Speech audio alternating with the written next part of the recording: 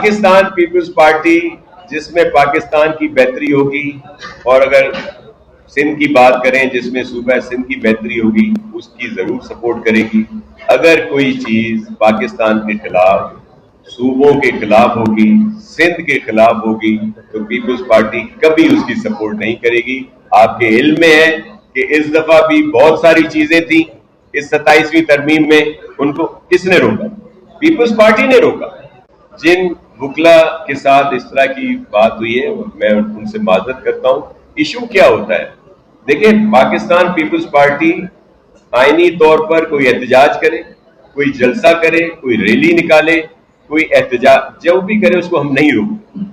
लेकिन एक कुछ इश्यूज ये जरूर आते हैं कि जब कोई रेड जोन आ जाए, कब इस तरह की आ जाए जहां पे फिर इंतजामिया की मजबूरी होती है कि वो उनको रोकते हैं। और आपने देखा है कि उसके बाद एक्शन भी लिया गया है गवर्नमेंट की तरफ से, क्योंकि वो चेयरमैन साहब नोटिस लेते हैं, फिर सीएम साहब को कहते हैं, फिर ज़ाहिर अफसरान को नोटिस लिया जाता है।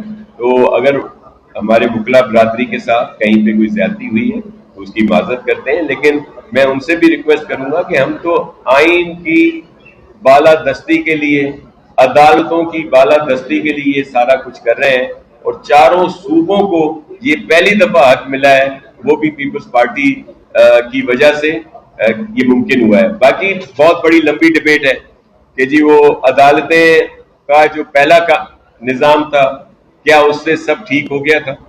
यहाँ जो अभी आएगा, इसमें उम्मीद तो है, इसको चलने दें, और फिर अगर कोई इस तरह की चीजें सामने आती हैं तो पीपल्स पार्टी आपको यकीन दिलाती है कि फिर हम वही बात करेंगे जो अवाम की बेहतरी में।